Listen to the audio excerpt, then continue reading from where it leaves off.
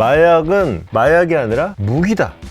즉 키네틱 스트라이크나 웨펀이라는 용어 선택이나 다 비슷한 말인 거예요. 이 맥락이 계속 전쟁 행위로 그냥 분위기를 갖고 가는 거죠. 상부 정지부장의 투시경. 여기서 제가 굉장히 주목한 대목은 일단 저는 키네틱 스트라이크라는 표현이 굉장히 좀 주시됐던 표현이고, 그래서 저는 이렇게 보는 거예요. 군사 용어를 여기서 썼다라는 말은 사실상 전쟁 예비 행위로 보는 겁니다. 그 다음에 이번에도 뭐라고 쓰느냐, 마약과의 전쟁이잖아요. 그 마약까지는 알겠어요. 마약까지는 알겠는데 괄호치고 마약에 대해서 뭐라고 설명하느냐, 미국의 치명적인 독이 되는 무기라는 표현을 쓴 거예요.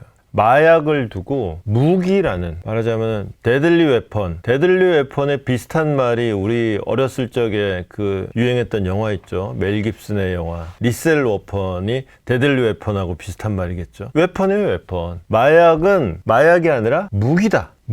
즉 키네틱 스트라이크나 웨펀이라는 용어 선택이나 다 비슷한 말인 거예요. 이 맥락이 계속 전쟁 행위로 그냥 분위기를 갖고 가는 거죠. 거기에 이제 그 마약상을 두고 하는 말이긴 한데, 똑똑히 알아둬라. 네가 미국인들을 죽이는 약을 운반하면은 우리가 너를 사냥할 것이다.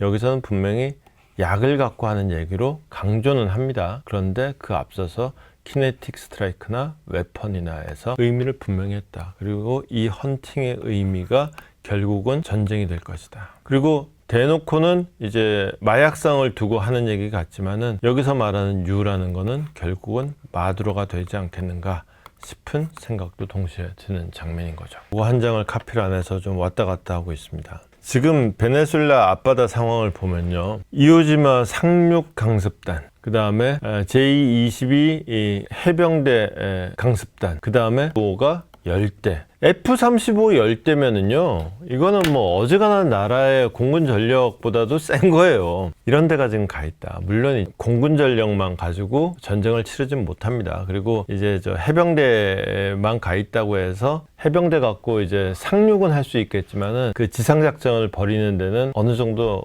그게 있어요. 그 다음에 이제 베네수엘라의 실제 국방력이 얼마나 될지 모르겠어요. 지금은 예비군 다 동원해서 수백만을 깔아놓겠다고 하는데 그 수백만이 얼마나 좀 의미 있는 전력일지 모르겠지만은, 사실 우리가 상륙작전 그러면은 우리 머릿속에 딱 떠오르는 게 일단 인천 상륙작전, 그 다음에 이제 노르망디 상륙작전, 되게 좀 뭐랄까요, 좀 성공한 상륙작전만 우리가 기억을 하기 쉬워요. 근데 역사적으로 통계 뽑아보면요, 상륙작전은 대개 실패할 확률이 훨씬 더 높아요. 특히나 노르망디 상륙작전이 성공할 수 있었던 거는 그때 사실은 독일이 이길 가능성이 거의 없었어요. 그러니까 독일 패전의 최종 심판, you win, you lose, 이게 딱 최종 선고의 날이 늦춰지고 있었을 뿐이지 독일이 이길 가능성은 이미 없어진 상황이었어요. 그리고 그 당시에 이제 여기 유럽이 있고, 유럽 중에 중간에 독일이 있고, 여기 러시아가 있고, 이쪽이 이제 대서양이다 그러면 여기 이제 노르망디 상륙작전을 하는데,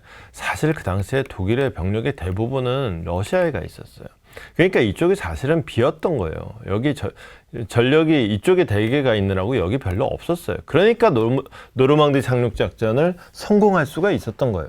인천 상륙작전은 좀 얘기가 다르긴 합니다만은, 상륙작전이라는 게 말처럼 쉽지가 않아요. 그러니까 지금 이제 거의 어마무시한 전투병력이 가 있긴 가 있습니다만은, 베네수엘라에 지금 실전 가능한 전투력이 어느 정도인지 모르겠지만은, 그렇다고 해서 미국이 당장 상륙을 감행한다? 글쎄요, 그 가능성은 별로 높지 않을 것 같아요. 공군 전력이 F-35가 10대나 있는데 뭔 소리냐. 전쟁을 할 때 공군 전력은요, 전쟁을 할 때 의미 있는 건 이런 거예요. 그러니까 예컨대 이제 처음에 예컨대 일단 방공포대, 대공미사일 포대 같은 거, 이거부터 일단 다 작살을 냅니다. 이거 작살 내면서 레이더 기지 이런 거 작살 냅니다. 그래서 일단 제공권을 확보하는 게 1차 수단. 그 다음에 제공권을 확보한 다음에는 이제 그 주요 군사시설 같은 데를 이제 때리죠.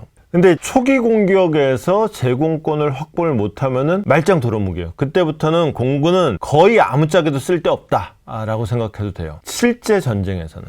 그러다 보니까 이제 제공권 확보 과정에서 도그파이트라는 것도 나오고 그러는 건데, 이거 역시도 이제 베네수엘라의 실제 공군력이 어느 정도냐에 따라서 다르겠지만은 이 10대 정도의 F-35를 가지고 베네수엘라 전체의 제공권을 장악할 수 있느냐, 이건 또 다른 문제예요. 이러고 보면은 그러면은 미국은 지금 뭘 어떻게 하려고 그러는 거냐 생각이 들겠죠. 특히나 이제 마두로 같은 경우에도 이미 지금 그 거의 통신 두절시키고 지금 미국 비난에 들어가 있는데, 미국으로서는 아마 당장 이제 그 군사 행동에 들어가기보다는 좀 더 여론전을 할 것 같아요. 좀 더 여론전을 해가지고 군사 행동을 할 수 있도록. 그래서 만약에 실제로 우리가 지금 예의주시하고 있는 베네수엘라 사태가 말 그대로의 전쟁 상황으로 이어지려고 그러면 미군의 증파 움직임이 보일 거예요. 그러니까 결국은 이거를 바다에서만 쏘아가지고 마두로를 물러나게 하고 베네수엘라의 정권 교체를 이룩한다? 그럴 마두로가 됐으면은 지금까지 어차피 못 버텼어요. 마두로는 아마 지상군이 들어가기 전까지는 버틸 거예요. 그러면은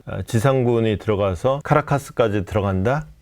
그러면 지금 병력 갖고 모자랄 거예요. 그러니까 실제로 이게 전쟁 행위로 이어질 거다 그러면은 뉴스에서 주시해서 봐야 될 거는 미군 병력이 증파되고 있다. 그러니까 어떤 군함이 더 간다, 이런 거하고는 상관없어요. 실제로 병력이 더 간다. 지상군이 거기에 들어갈 준비를 하고 있다.